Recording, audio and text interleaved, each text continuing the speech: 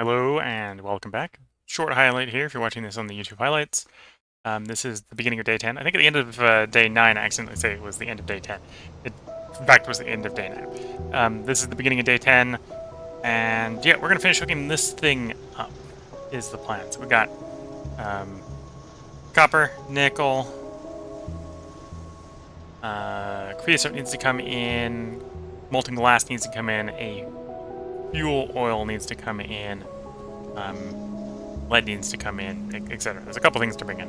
That's what we're going to be working on here. So there's going to be a jump cut, and then hopefully that'll be done. So see you all in a moment if you're watching YouTube.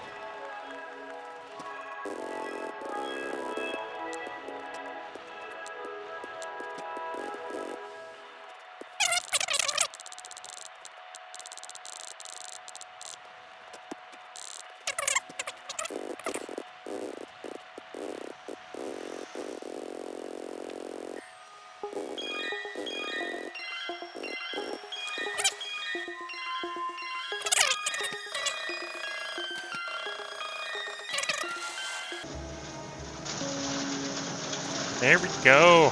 So I suppose if editor me does a very good job of editing. I now, in theory, have ship shooters that are not running by hand fed anymore. This ship shooter assembly is, in theory, being supplied directly from the mines.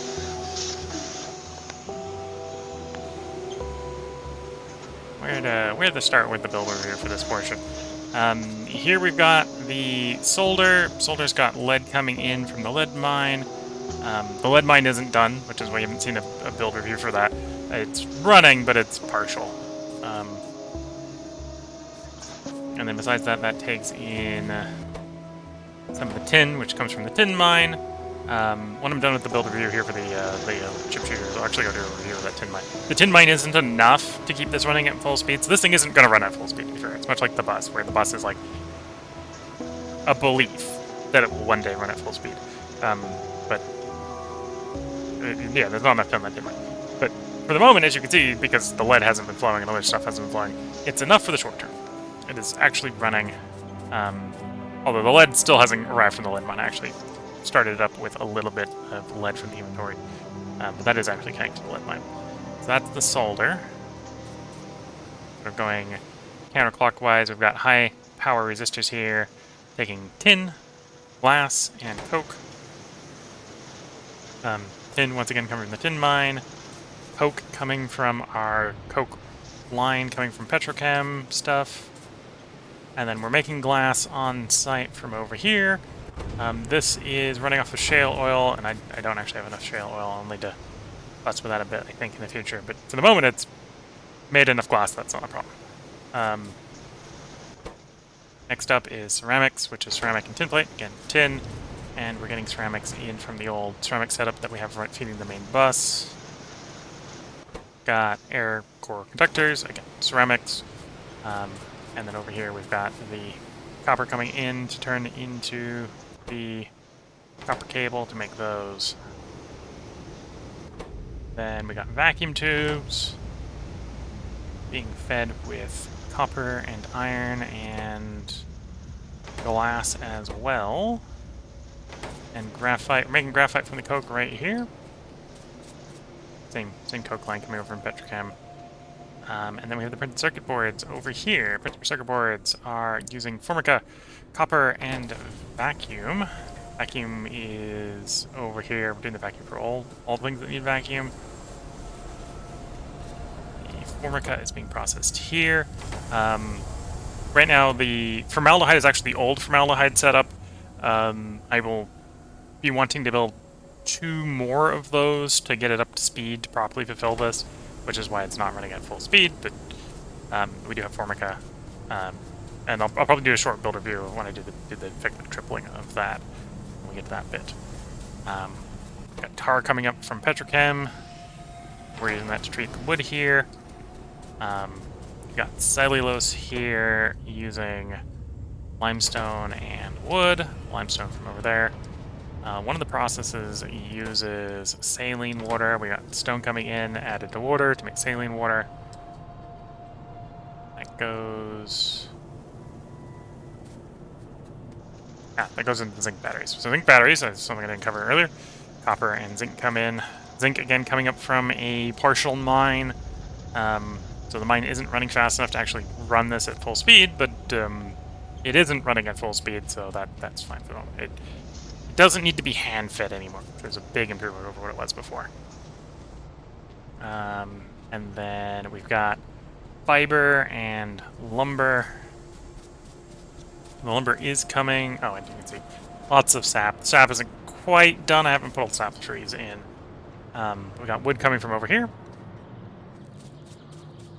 which is helping to use ash, and the moss farms that are feeding this are helping it to use stone.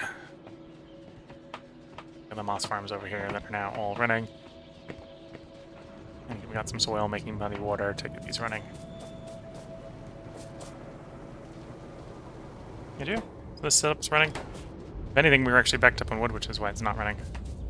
But yeah, that's kind of the state of the build. That was the big thing we've been working on. I arguably for the last 4 days was working up to that, and it's not running at full speed, but it's running close enough to full, or it's running, which means the old one can finally be disassembled, and I can use some of the spare parts from the old one, I suppose, to get it running a little bit better. I can, for example, go harvest the sapling trees to build out the remaining saplings. But yeah, this is unlike the old one, which was one of everything to make it run. This is assuming I get the metal fed in at an appropriate rate, which isn't the case. We don't have enough lead coming in, I don't have enough zinc coming in, I don't have enough tin coming in. Tin and zinc look like they're enough just because the lead... Actually, the lead I think is probably closer to the right amount than the tin and the zinc. The green and the purple here.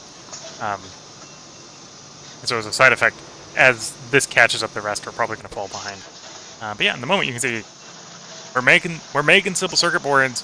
We're not limited by a correct assembly machine. We're now down to the point where it's actually the feed. Am I feeding enough into the setup to keep it running at full speed? And the answer there, I believe, is no. I believe we're not. I'm pretty sure I'm short on lead, short on tin and zinc, short on formaldehyde. The formaldehyde's going to get tripled. The formaldehyde's probably one of the easier things to get tripled. The saplings will get sorted. But yeah, that's the state of the build review. So Editor Me has done a good job. Hopefully you enjoyed that bit of build review. We're going to do a jump cut. I'm going to go look at the tin setup. The tin setup. I'll give you a bit of spoilers here for the next highlight. It's not big enough. We've maxed that mine out. That's the whole mine when we get down there, but it's not big enough. We're going to have to make it bigger. But we're going to have a jump cut, and we're going to go down to that build review portion.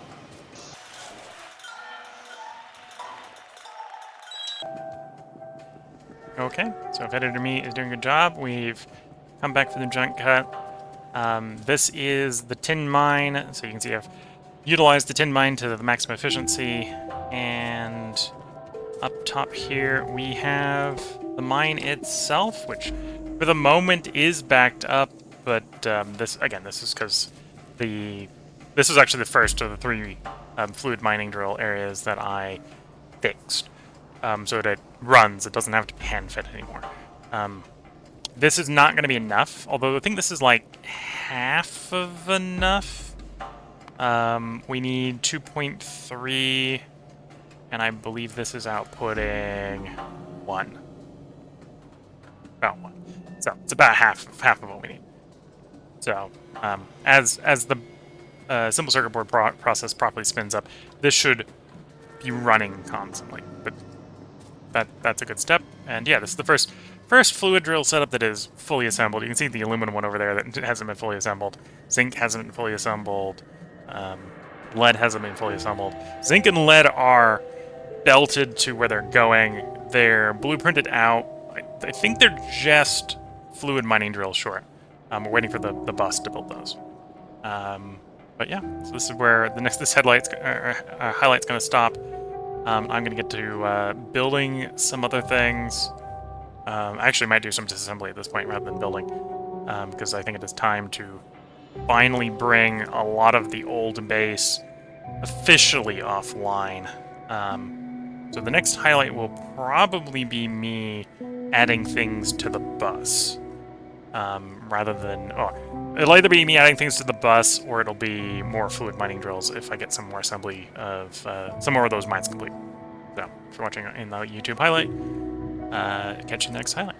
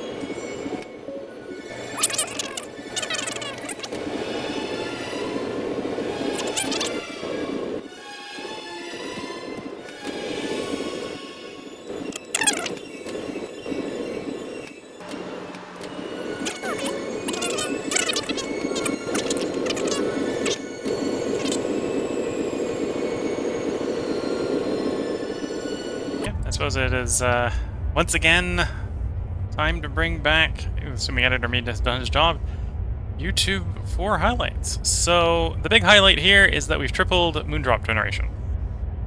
And done a little bit of plumbing to give it a little bit of buffer. So, by doubling Moondrop generation, I think I've gone ahead and successfully doubled, or, tripled Moondrop production, tripled formaldehyde production. So I should actually have enough now for all the simple circuit boards.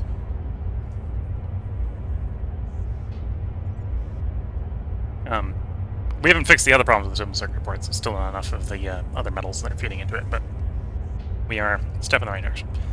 So with that, probably another jump break until I've got more of the fluid mining drills sorted.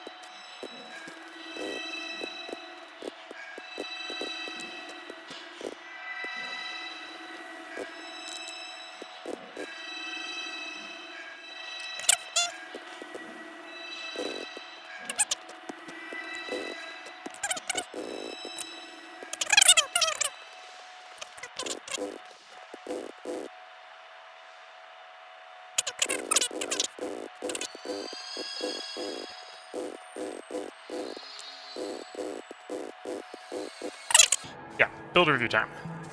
Well, if Editor Me has done his job, it's time to do a little bit of build review. This time we're back adding things to the bus. It's time to check off some things on our to-do list. So first up, we've gone ahead and added seaweed crop facility to the bus.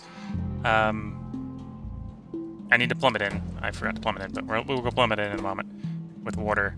And we need to put tin on the bus. I've put the position on the bus for it, but we need to actually get tin added to the bus. But then we'll have this produced, so I'm going to check that off the to-do list. We've added Biofactory to the bus. Same sort of logic as the previous one. We got two things that need to be added to the bus for it actually to work, but it's added to the bus, so I'm checking off the to-do list. Third thing, Gene Factory.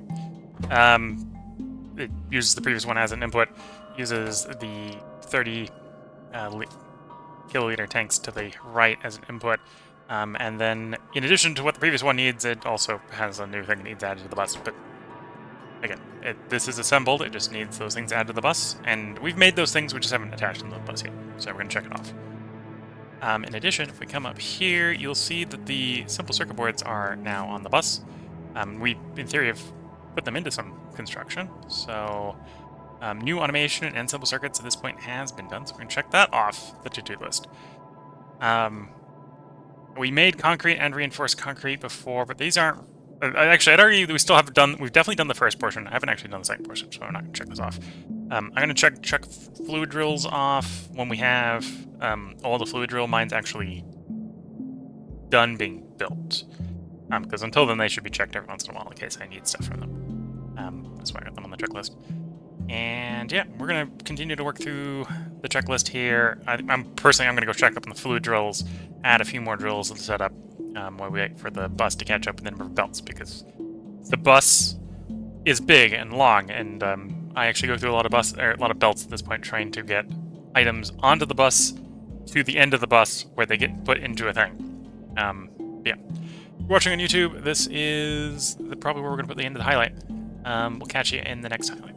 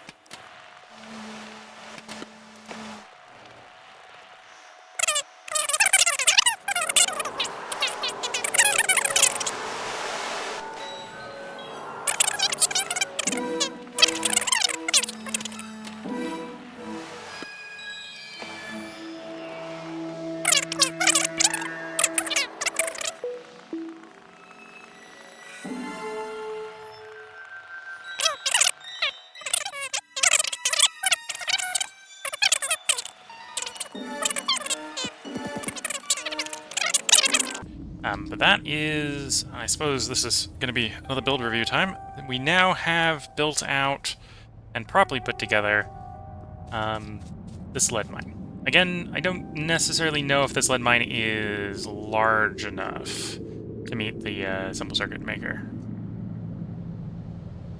There's only 29 miners. And the simple circuit maker needs 2... Actually, if this is getting enough assembling, this should be just about the right size to keep the simple circuit maker happy and running at full speed. And if you're watching this in the build review, you'll notice that we're a little low on acetylene. That's what I'm going to go follow up with. I think without changing anything, I just toss another gasifier on it. We can double the acetylene. That probably isn't enough to fix the problem. Seeing as the recipe here is saying I need something like 14, but steps in the right direction. So we'll be back.